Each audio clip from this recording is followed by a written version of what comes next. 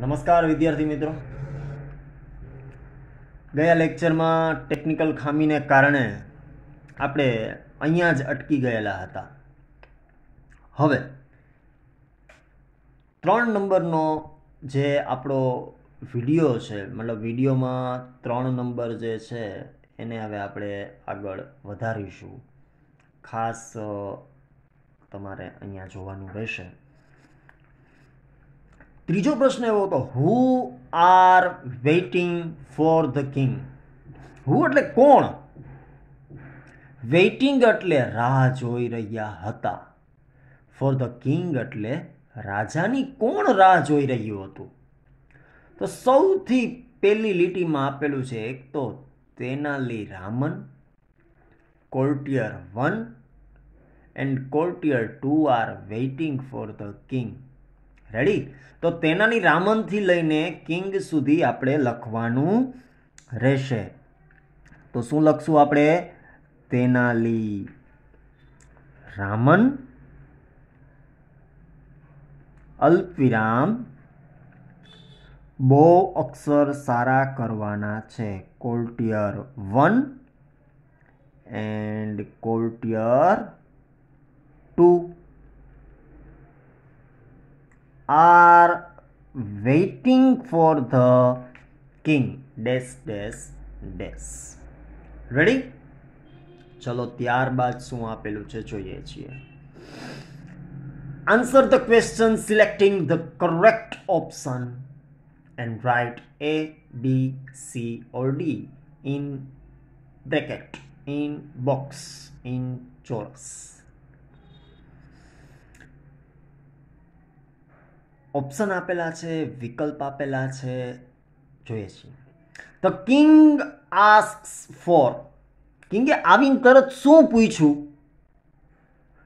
કોના વિશે પૂછ્યું? મિનિસ્ટર, કોર્ટિયર્સ એટલે દરબારીઓ વિશે, તેનાલી રામન વિશે કે સાધુ વિશે?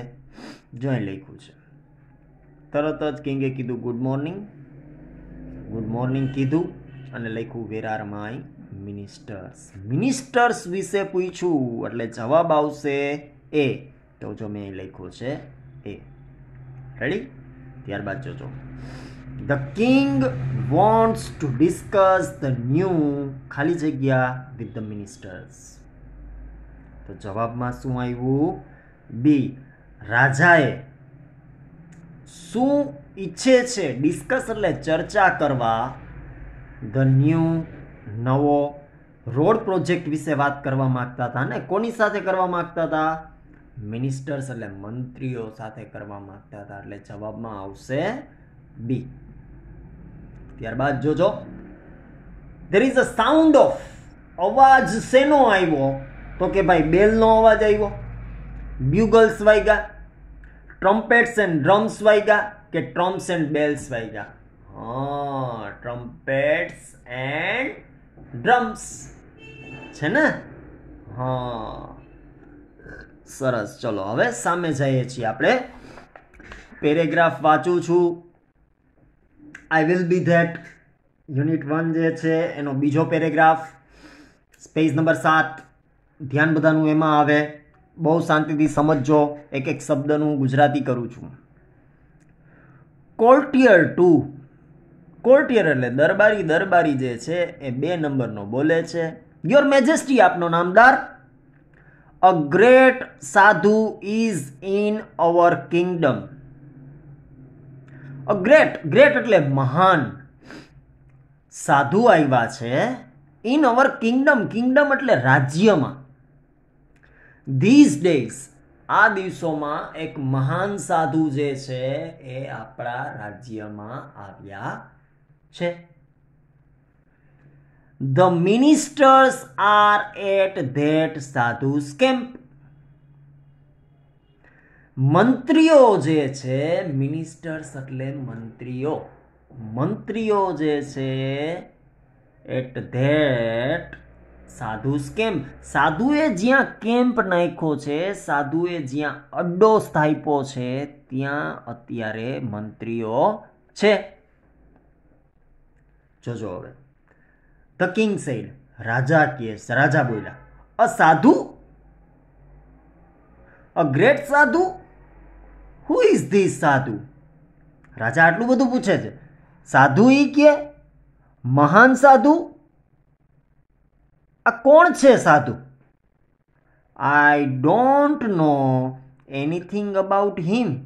રાજાએ શું કીધું?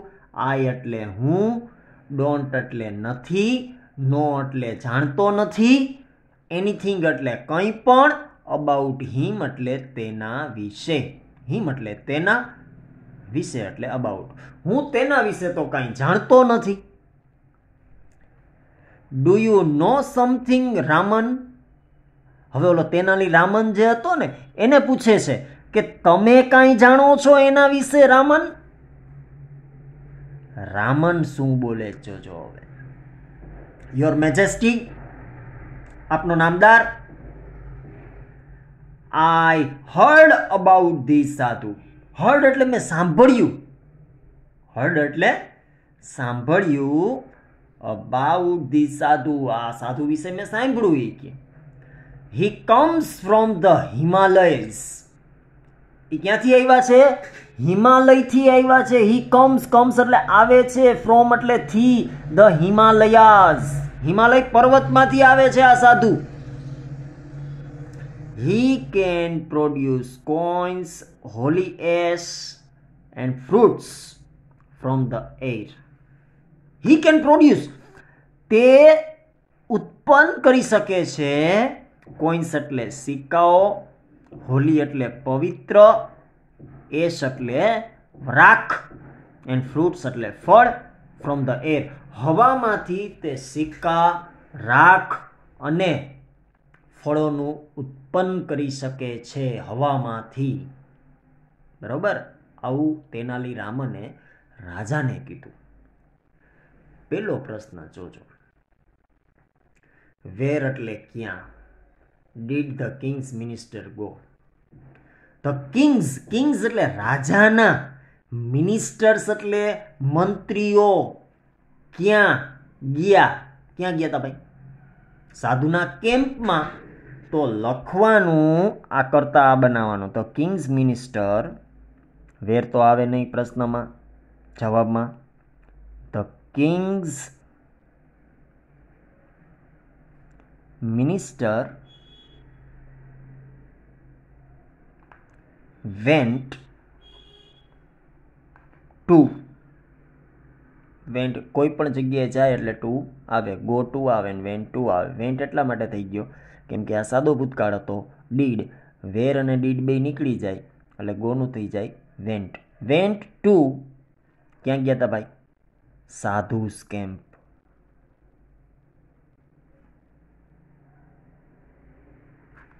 રેડી? ચલો હવે જોજો બીજો પ્રશ્ન.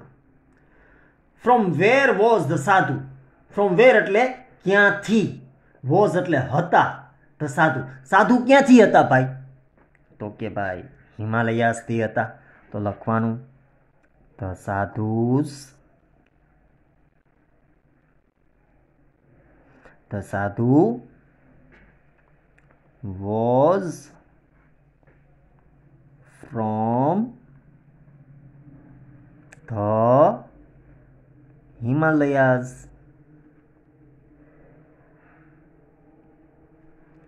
રેડી? ચલો નંબર 3. વોટ કુડ ધ સાધુ ડુ? સાધુ શું કરી શક્યા હોત? મતલબ સાધુ શું કરી શકે છે? શું કરી શકે છે? તો લખવાનું ધ સાધુ કેન પ્રોડ્યુસ. જો નીચેની લીટીમાં આપેલું છે ને, સાધુ કેન પ્રોડ્યુસ કોઇન્સ, અલ્પવિરામ, હોલી એશ એન્ડ ફ્રૂટ્સ. ક્યાંથી? તો કે ભાઈ હવામાંથી, ફ્રોમ ધ એર. રેડી? સરસ. ચલો આ પ્રશ્નના જવાબ હતા. હવે આવશે વિકલ્પ. શું આવશે? વિકલ્પ. એમાંનો પહેલો વિકલ્પ જોજો, ધેર વોઝ અ ખાલી જગ્યા ઇન ધ કિંગડમ. કોણ હતું કિંગડમમાં?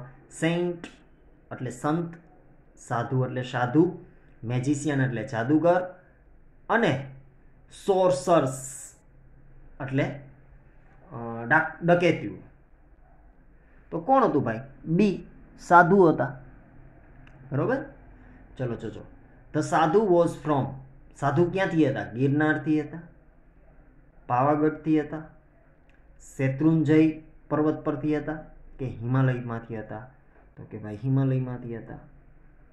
બરોબર. તો જવાબમાં આવશે ડી. ત્યારબાદ જોજો. વોટ કુડ ધ સાધુ પ્રોડ્યુસ ફ્રોમ ધ એર. સાધુ જે છે એ હવામાંથી શું ઉત્પન્ન કરી શકતા હતા? બરોબર. Coins and notes, coins, hollies and fruits, gold and medicines. તો શું આવશે? સી. કોઇન્સ એટલે સિક્કાઓ ઉત્પન્ન કરતા, હોલીએસ અને ફ્રૂટ્સ એટલે ફળ. નંબર 4. ધ ખાલી જગ્યા where at the sadhu's camp. કોણ હતું સાધુના કેમ્પમાં? મિનિસ્ટર ગયા હતા, દરબારીઓ ગયા હતા, ગામવાળા ગયા હતા, રાજા અને તેનાલી રામન ગયો હતો. કોણ ગયું હતું? મિનિસ્ટર્સ. એ. કોણ આવશે? એ. રેડી? નંબર 5.